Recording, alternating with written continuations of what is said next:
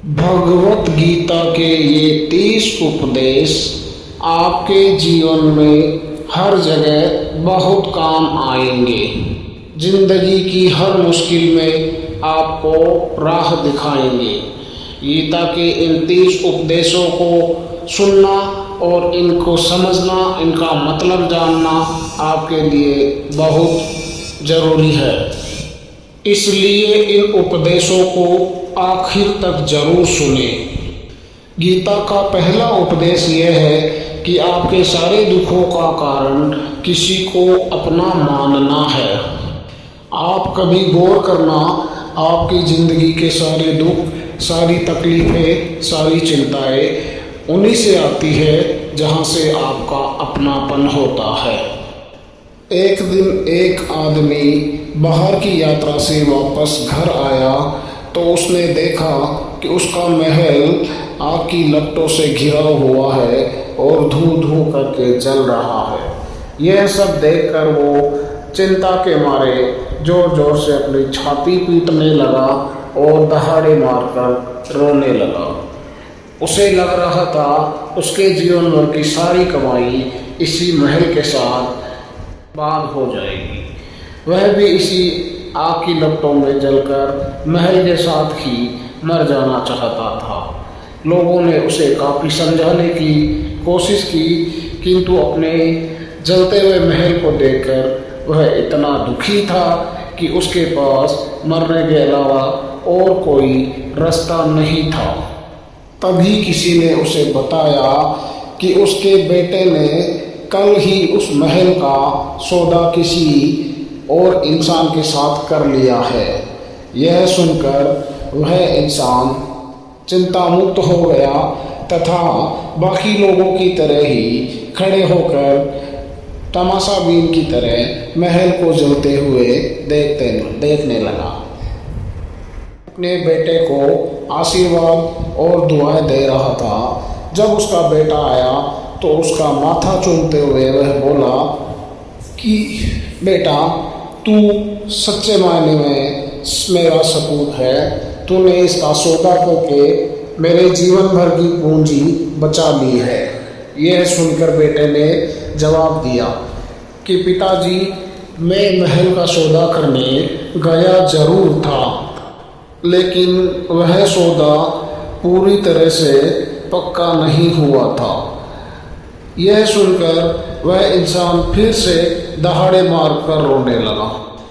महल भी वही, इंसान भी वही, लेकिन जब वह महल मेरा है तो मेरे दुख का कारण है, और जब महल किसी और का है तो मैं चिंता मुक्त हूँ। मेरे सारे दुख ही खत्म हो जाते हैं। इसी तरह इस संसार में हम किसी प्राणी को, किसी इंसान को, किसी वस्तु को या किसी कर्म को मेरा अपना मान लेते हैं तो वहीं से हमें दुख की प्राप्ति होती है।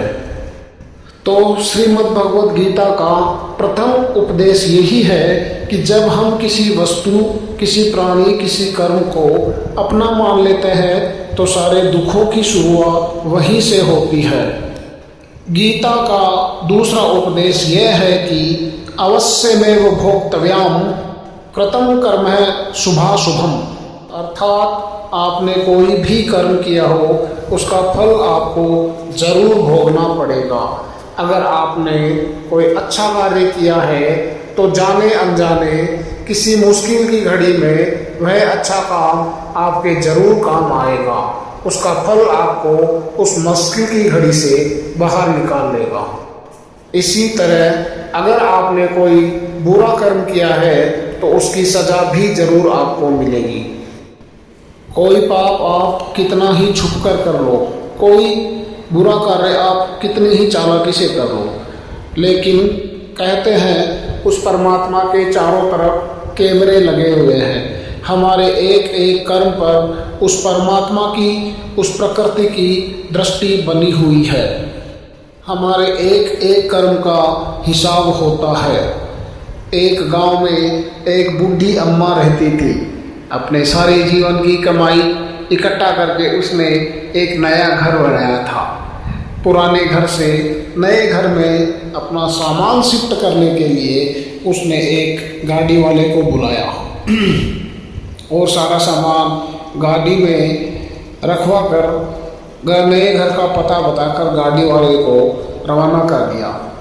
रास्ते में गाड़ी वाले के मन में पाप आया और वह सारा सामान लेकर भाग गया।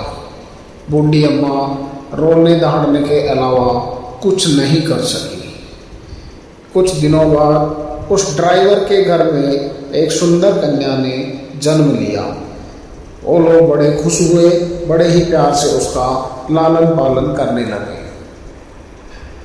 जब वह गुड़िया 5-6 साल की हुई तो उसे कोई लाइलाज बीमारी ने जकड़ लिया। बहुत अच्छे अच्छे डॉक्टर से, वैद्य से इलाज कराने के बावजूद उसकी बीमारी का कोई इलाज नहीं हुआ और आखिर में वह स्वर्ग सिधार गई। ड्राइवर ने जितना धन अम्मा का चुराया था वह सारा पैसा उसकी बीमारी के इलाज में लग गया तथा वह ड्राइवर पुनः अपनी उसी स्थिति में आ गया। तो गीता का दूसरा उपदेश हमें यही सिखाता है कि कोई अपने आप को कितना ही बुद्धिमान, कितना ही चालाक समझता हो, लेकिन अगर उसने कोई गलत कर्म किया है तो उसे उसकी सजा आज नहीं तो कल भुगतनी ही पड़ेगी। कोई भी जीवात्मा अपने किए हुए कर्म का फल भोगने से छूट नहीं सकती है। गीता का तीसरा उपदेश यह कहता है कि आज में जियो, आने वाले कल की चिंता छोड़ दो।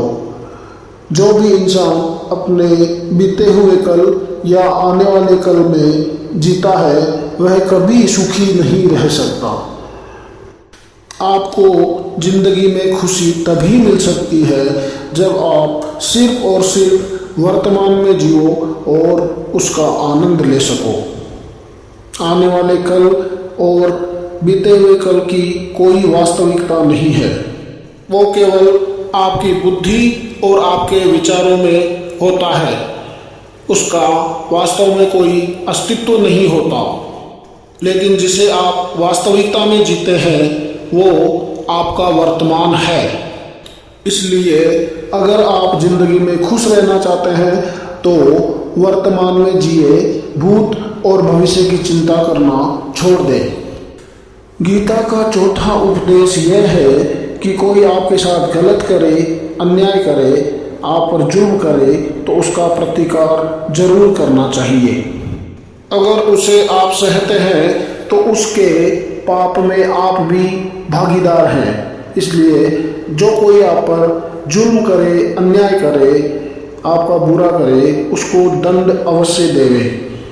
अन्यथा अगर आप उसके जुल्म को सहन करते रहेंगे तो वह आपको कमज़ोर मानकर आप पर जुल्म करता रहेगा और इसे वो अपना अधिकार मानने लगेगा। लेकिन अगर आप उसके जुल्म का समुचित जवाब देते हैं तो वह अपनी सीमा में रहना सीख जाता है। इसलिए अपने खिलाफ होने वाले हर जुल्म, हर अन्याय, हर पाप का विरोध करना चाहिए और ऐसे करने वाले को समुचित दंड भी देना चाहिए। गीता का पांचवा उपदेश यह है कि किसी से भी हद से ज़्यादा मोह नहीं रखना चाहिए। आप जिससे भी हद से ज़्यादा मोह रखोगे वह आपको जरूर रुलाएगा।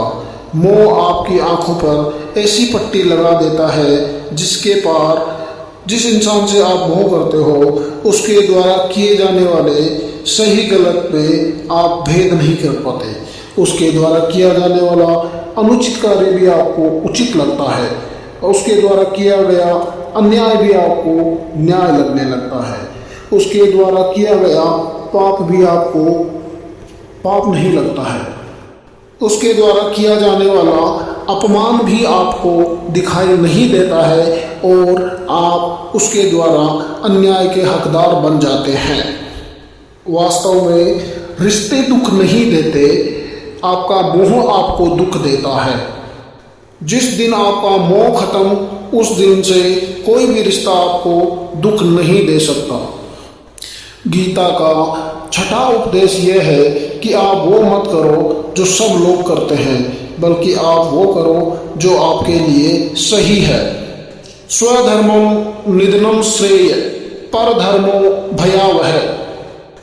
जब अपनों से युद्ध की बात आई तो अर्जुन ने कहा कि इतने भयंकर युद्ध में पड़ने से अच्छा तो मैं सन्यासी बन जाता हूँ। तब श्री कृष्ण ने उसे समझाते हुए कहा कि सन्यासी बनना तेरा काम नहीं है। तुम क्षत्रिय हो, इसलिए अधर्म के खिलाफ लड़कर धर्म को बचाना तुम्हारा काम है, इसलिए तुम्हें युद्ध करना चाहिए। इसी तरह हर इंसान का एक अलग कर्तव्य होता है, अलग मार्ग होता है। आप किसी भी काम को केवल इसलिए मत करो कि बाकी लोग उसको कर रहे हैं या आजकल ये तो फैशन या ट्रेंड में चल रहा है, बल्कि वो काम करो जो तुम्हारे लिए सही है, जो तुम्हारी प्रतिभा है उसको पहचानो और उसी के अनुसार अपना काम करो। आपकी प्रतिभा ही आपको भीड़ से अलग पहचान दिला सकती है। इसलिए भेड़ चाल में चलने के बजाय अपनी प्रतिभा को पहचान कर अपने अनुसार काम करो। गीता का 7वां अध्याय ये उपदेश देता है कि जीवन में धोखा अपने ही देते हैं, क्योंकि वो आपकी कमियों को, आपकी कमजोरियों को गहराई से जानते हैं। पराये लोगों को आपकी कमजोरी के बारे में पता नहीं होता, इसलिए वो उतना गहरा आघात नहीं कर पाते। गहरा आघात आपके अपनों से ही आपको मिलता है।